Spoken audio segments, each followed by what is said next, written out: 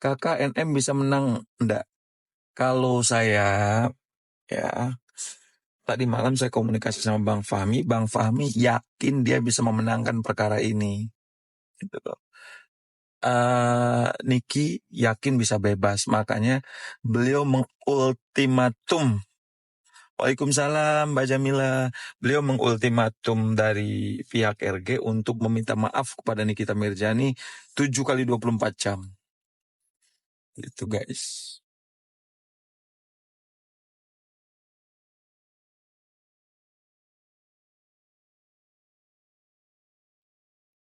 Amin. Hakim adil enggak kakak? Insya Allah.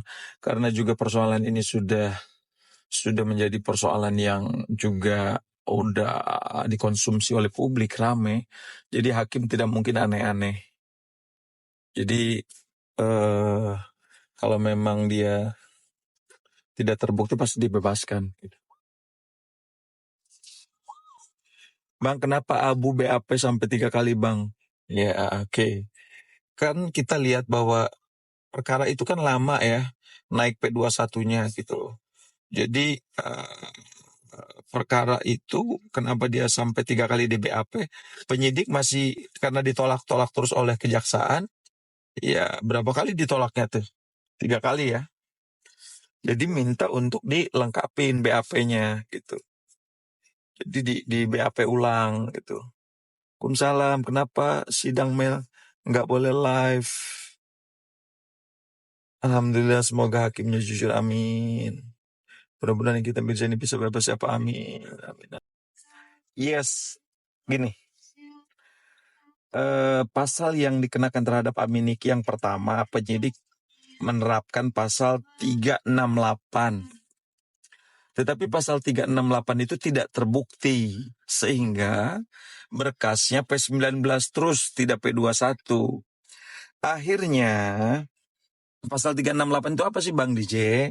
Pasal 368 itu isinya adalah perbuatan yang dilakukan oleh orang yang dengan sengaja ya secara melawan hukum. Jadi untuk tujuan dia melakukan pemerasan dengan kekerasan. Ya, supaya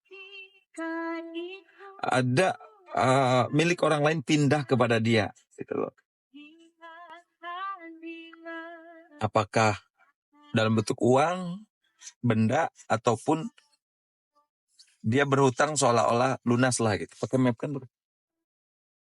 Kalau posisinya di kanan nanti. Jadi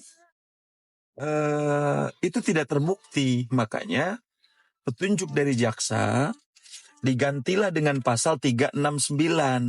Pasal 369 ini pemerasan, ya, ancaman pemerasan, ya, pemerasan dengan ancamannya itu akan dijelekkan kehormatannya, akan dicemarkan atau akan dibuka rahasianya gitu loh.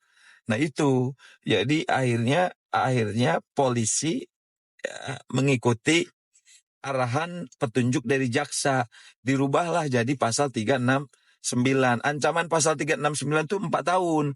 Sedangkan ancaman pasal 368 itu adalah 9 tahun gitu.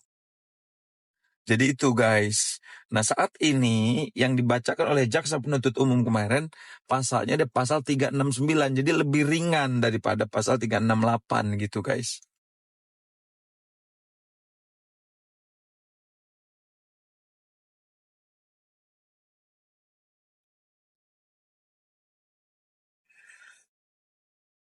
Nah, TPPU masih ada juga.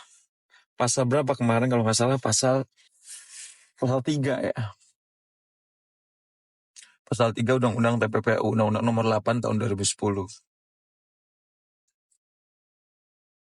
Makasih ya Allah, sawerannya thank you banget. Baik banget sih Jamila. Ya Allah Jamil, makasih Mbak Jamila. Doain ya, doain semua ya. 3 bulan penahanan cukup lah. JPU kenapa kemarin pakai masker ya Bang DJ? Mungkin takut ketahuan cantik-cantiknya. Takut Bang DJ naksir. Jadi pakai masker. Cuma takut Bang Najat naksir juga. Bang Najat. Ya, suka saya. Saya suka. Halo, sore sahabat-sahabat. Aneh si bapak tuh Tuh. lagi makan jeruk es. Ini namanya, kasih tahu nggak ya guys, siapa di belakang ini? Aku Siapa ya? garis kelas Nikita Mirzani. Ini garis kelas Nikita Mirzani guys. Pas banget pokoknya. Beres. Bang, jelaskan TPPU-nya Bang. Oke, mantap. Iya. Kalau cepat TPPU. TPPU itu adalah termasuk salah satu tindak pidana yang masuknya ke dalam extraordinary crime. Oke, jadi atensi khusus karena TPPU itu lebih identik dengan kejahatannya itu, ya yang didapatnya itu, criminal crime-nya itu, predikat crime-nya itu adalah dari kejahatan hasil korupsi, ya kan? Jadi contoh misalkan, kita anggap salah satu pejabat di Indonesia misalkan melakukan korupsi. Kemudian hasil kejahatan korupsinya itu dicuci, ya, atau dititipkan lewat salah satu artis siapalah ya di Indonesia ini yang punya nama besar.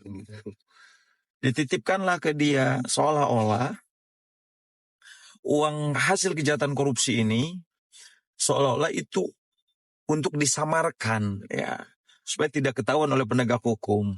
Misalkan dipakai buat bisnis travel lah, bisnis properti kah, bisnis saham kah gitu. Padahal aslinya uang itu adalah uang hasil kejahatan korupsi atau misalkan hasil penjualan narkotika gitu. Itu TPPU. Jadi uang hasil kejahatan korupsi disamarkan di dalam satu bisnis apalah ya. Jadi pengen seolah-olah uang itu sebetulnya uang hasil bisnis, bukan uang hasil kejahatan korupsi. Jadi kayak macam-macam kayak money laundry gitu kan. Nah, terkait masalah kasusnya Nikita Mirzani ini kan predikat crime-nya dari mana? Kok bisa TPPU gitu loh? Yang ada kan ini kan uang-uang yang diberikan oleh si Bu Dokter RG ini kan uang yang bisnisnya dia di skincare kan. sini apa keluar? Ke sini ya. Jalan satu lagi ya. Jalan Enggak dong, bener sini. Ya udah. Berak lewat. Pompong. Enggak masih ada. Serab udah nggak apa-apa. Bener. Hah? Iya kan? Iya. Satu lagi harus. Terusnya pasar Rebo. Tapi nggak mau. Apalah. Aku waktu itu nggak bisa Inggris, pondok lain. Yang bikin produk overclaim termasuk pasal berapa? Oke.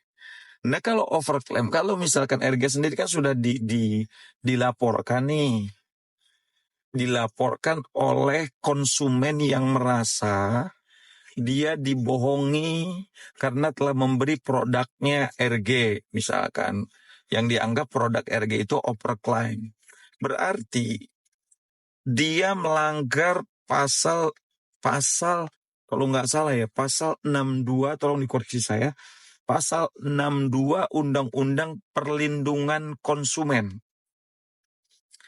Yang isinya di dalam pasal 62 itu, dia ini ya kalau bahasa logika kita nih ya. Jadi dia ini jualan, dia memberikan informasi yang salah. Ya, harusnya misalkan kadarnya misalkan 10, dia bilang kadarnya lebih bagus, padahal ya nggak sesuai gitu loh kandungannya gitu. Nah itu bahasa simpelnya begitu. Nah itu bertentangan dengan Undang-Undang Perlindungan Konsumen. Kemudian juga bertentangan dengan Undang-Undang Kesehatan, ya kan? Bertentangan dengan Undang-Undang Kesehatan. Jadi satu dia sendiri adalah sebagai profesi sebagai dokter, ya kan. Jadi kalau nggak salah di dalam pasal 38 pasal 386 Undang-Undang Kesehatan deh ya kalau nggak salah 386 sampai 400-an tuh pasalnya tuh Yang baru. yang berkaitan dengan itu. Yang berat kan? Lumayan sanksi pidananya kan 10 tahun tuh penjara.